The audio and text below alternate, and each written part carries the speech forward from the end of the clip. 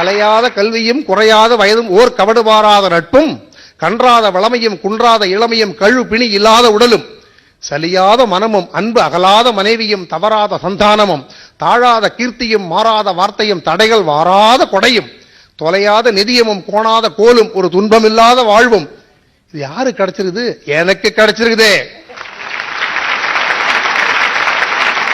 ஒருவேளை கூட சாப்பாட்டுக்கு கிடைக்காம கேரளாவிலிருந்து தமிழ்நாட்டுக்கு பிழைக்க வந்த நான் இன்னைக்கு தினமும் 10 பேருக்கு அன்னதானம் பண்ற வாய்ப்பு கிடைச்சிருக்கு. சந்தோஷமா கொடுத்துட்டு இருக்கேன்.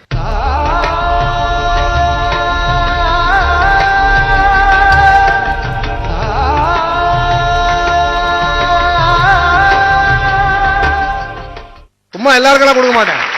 கண்ணு இல்லாதது, காது கேட்காது, வயசானது, நடக்க முடியாதது, வாரிசு இல்லாதது,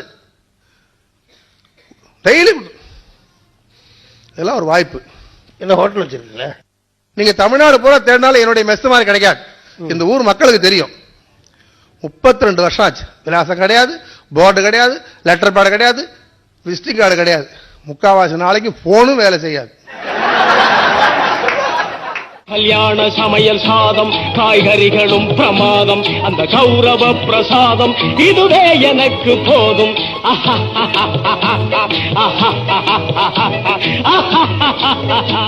காத்தால 7 to 10:30 என்னுடைய ஆட்டம் எல்லாம் முடிஞ்சு போயிடும். பள்ளிக்கூடம் ஆரம்பிச்சாச்சு, அலுவலகங்கள்லாம் தொடங்கியாச்சுன்னா நம்ம வேலை முடிஞ்சு போச்சு. பள்ளிக்கூட குழந்தைகள் தான் எனக்கு முக்கிய நண்பர்களே. எல்லாருக்கும் ஒரு வேலைன்னா பள்ளிக்கூட குழந்தைகளுக்கு பாதி வேலை தான். எல்லாருக்கும் வெறும் சாப்பாடு கொடுத்தா குழந்தைகளுக்கு ஸ்வீட்டோட சாப்பாடு. எங்கிட்ட எல்கேஜி யூகேஜிலேருந்து படிக்கும்போது வாங்கி சாப்பிட்டு போன ஒரு குழந்தை டிகிரி முடிச்சு நல்ல உத்தியோகத்துக்கு போய் கல்யாணம் ஆகி அந்த குழந்தைக்கு சீமந்தம் ஏற்பாடு பண்ணிருக்காங்க. அவங்க அப்பா அம்மாட்ட சொல்றது, நீ என்ன வேணா ஏற்பாடு பண்ணு, கதம்ப சாத வகைகள் மட்டும் அந்த ஐயர்கிட்ட சொல்லு. ஃபர்ஸ்ட் நான் பள்ளிக்கூடம் படிக்கும்போது அந்த ஐயர் என்ன தங்கமணின்னு கூப்பிட்டு கொடுப்பாரு. சும்மா இருமா, நான் உன்னை புழுகாம இருக்கும்போது அந்த ஐயர் தான் எனக்கு கொடுத்தாரு, அங்கதான் கொடுக்க போறான். இது எனக்கு பெருமை இல்லை. நான் எடுத்த உழைப்புக்கு ஆண்டவன் கொடுத்த பரிசு. உண்மையான உழைப்புக்கு ஊதியம் ஆண்டவன். ஆண்டவன் தான் முதலாளி, நான் தொழிலாளி. இங்க கிடைக்கிற சின்ன சின்ன அல்ப லாபங்கள் எல்லாம் அதான் கிராஜுவிட்டி. நான் அதை அனுபவிச்சுட்டு இருக்கேன். பெரிய பையன் ஸ்டேட் பேங்க்ல மேனேஜர் ஆகிறான். எல்லாம் தமிழ் பள்ளிக்கூடத்தில், சாதாரண பள்ளிக்கூடத்தில் படித்தவங்க தான். இவங்க 3 பேரும் படித்த பள்ளிக்கூடத்தில் ஒரு நினைவுக்காக ஒரு டெபாசிட் பேங்க்ல பண்ணி ஆனிவர்சரி வரும்பொழுது 3 பரிசு கொடுக்கறதுக்கு ஏற்பாடு பண்ணி வச்சிருக்கேன். பல வருடங்களா நடந்துட்டு இருக்குது. இதெல்லாம் ஒரு வாய்ப்பு, சந்தர்ப்பம், சந்தோஷத்தை அனுபவிச்சுட்டு இருக்கிறேன். 4 பேத்தி எனக்கு. அவங்க பேர் வேறணும் வச்சிருக்காங்க. எனக்கு தெரிஞ்சு 2 தங்கமணி 2 வைரமணி.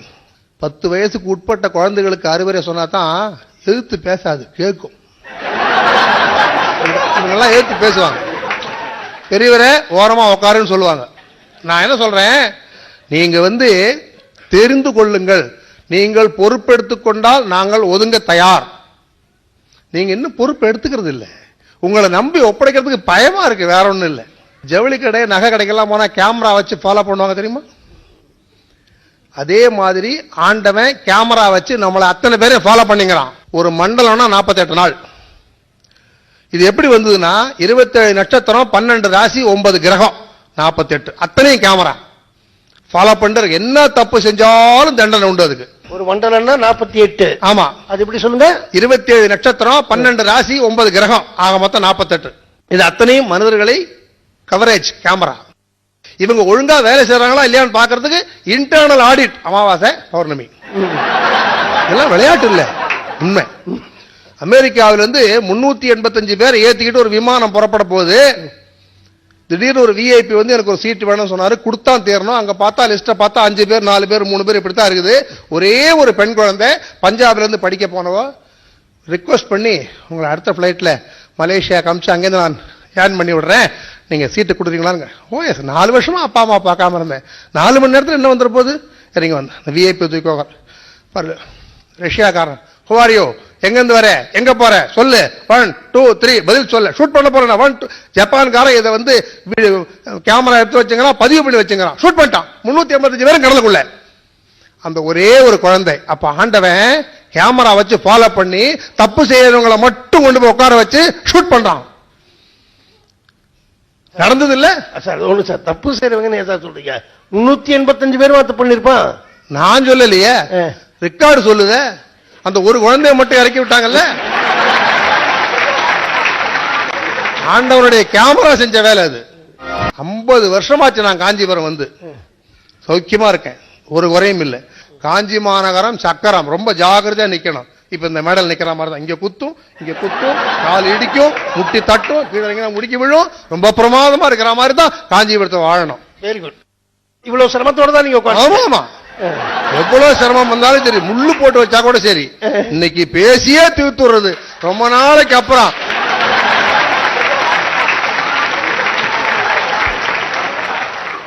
கோவில்ல அபிஷேகம் பண்றோமே, எதுக்குன்னு தெரிஞ்சுக்கணும். வருங்காலம் குழந்தைகளே தெரிஞ்சுங்க. ஒரு பெரிய பணக்காரங்கிட்ட போய், சார் ஒரு 10,000 ரூபாய் கொடுங்க, நான் இந்த ஏழைகளுக்கெல்லாம் பங்கு போட்டு கொடுக்க போறேன்னு சொன்னா போடா ஃபுல் சொல்லுவான். இங்க பாருங்க, 5வது நாள் உற்சவம் உங்களுடைய பேரால அறிமுகப்படுத்தப்பட்டிருக்கிறது. பாலாபிஷேகம், தேனாபிஷேகம், பஞ்சாமிர்த அபிஷேகம், இன்னாரால் அபிஷேகம். அப்படியா? அடே 10,000 ரூபாய் கொடுத்துருவான். அந்த பணம் கோவில்ல வந்தோடனே பந்தல் போடுறவனுக்கு, பூ மாலை கட்டினவனுக்கு, அர்ச்சனை பண்ணவனுக்கு, பக்தர்களுக்கு பங்கீட்டு முறை. ஏழை எளியவர்களுக்கு, வசதி இல்லாதவர்களுக்கு பங்கு போட்டு கொடுக்கிற செயல்பாடு தான் அபிஷேகம். இது ஒரு காலத்துல ரொம்ப பிரமாதமா இருந்தது. சமீப காலமாக அதை ரொம்ப ரொம்ப அலட்சியப்படுத்துறாங்க. காஞ்சி மாநகரத்தில் உள்ள உலக பெயர் பெற்ற மிகவும் புகழ்பெற்ற காமாட்சி அம்மன் கோவிலில் 100கணக்கான லிட்டர் பால் அபிஷேகம் செய்யப்பட்டு குளத்தில் கொட்டப்படுகிறது, கலக்கப்படுகிறது. தயவு செஞ்சு இதை சுத்தமா ஒரு அண்டாவில் எடுத்து வச்சா எத்தனை ஏழைங்க குடும்பத்தில் குழந்தைங்க பால் தயிர் சாப்பிடும்.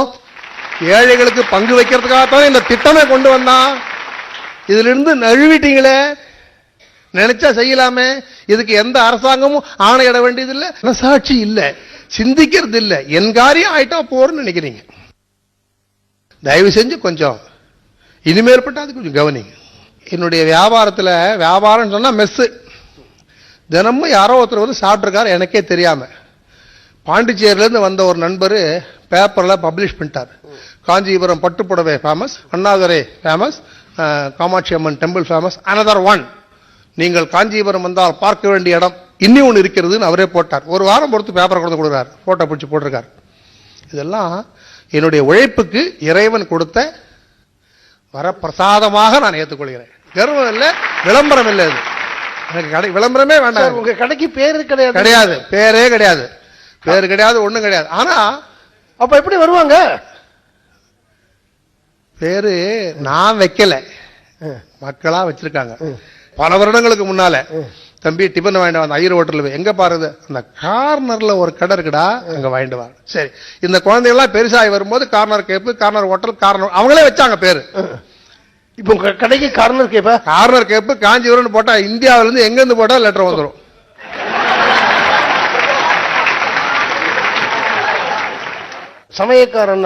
சமயக்காரர் அவருக்கு முக்கியமா என்னெல்லாம் தெரிஞ்சிருக்கணும்னு நினைக்கிறேன். ஒரு சமையல்காரர் ருசிச்சு ரசிச்சு சாப்பிட தெரியணும். இதான் முதல் பங்கு. அதுக்கு அடுத்தது அன்பா பரிமாற தெரியணும். தாயாரும் மனைவியும் செய்யற வேலை நாங்க செஞ்சுட்டு இருக்கிறோம். கண்ணு, நேற்று ராத்திரி தூக்கத்துல கொஞ்சம் இருமினியப்பா, இன்னைக்கு மோர் வேண்டாம், இன்னும் கொஞ்சம் ரசம் போட்டுக்கோ. அம்மா சொல்லல, நான் சொல்லணும் அந்த வார்த்தையை. அதான் உண்மையான அன்பு. மனைவி, ஏங்க கருகப்பில தொகையில அரைச்சிருக்கேன், உங்களுக்கு பிடிக்குமே, அதனாலதான். என்ன உங்களுக்கு உடம்புக்கு ஒத்துக்காது, சுட்டு வச்சிருக்கேன் அப்பளாத்த சொல்றால. இந்த அன்பான உபச்சரிப்பு நாங்க செய்யறோம். இன்ன பதார்த்தத்துக்கு இன்ன காய்கறி இப்படித்தான் வெட்டணும்னு ஒரு வழிமுறை இருக்கு. அது அப்படி செஞ்சாதான் சிறக்கும். பரமாச்சாரியார் சொல்லுவார், நான் அடிக்கடி போய் உட்காருவேன் பக்கத்துல போய். 10 வருஷத்துக்கு அப்புறம் ஒரு வாட்டி பார்த்துட்டேன், 20 நம்பருக்கு அப்புறம் உட்காந்துருக்கேன். இப்படி பார்த்து இப்ப என்ன பண்றேன்னு கேட்டார். மாதிரி ரொம்ப சந்தோஷம். சத்தியத்துக்கு விரோதமாக ஒரு அடி முன் வைத்தால் நரகம் உன்னை நோக்கி 2 அடி முன் வைக்கும். அவர் எனக்கு சொல்லிக் கொடுத்த பாடம், பரமாச்சாரியார் சொல்லிக் கொடுத்த பாடம். ரொம்ப ஜாகிரதையாரு. சாப்பிடுற பண்ணம் பருமாறி விற்கிற அத்தனை பேருடைய வயரும் கெட்டு போக கூடாது. 32 வருஷமா என் கடையில சாப்பிடுறவங்க இன்னைக்கு வந்து போயிட்டு இருக்காங்க. 103 வயசான ஒரு பெரியவரும் இருக்காரு இதுல.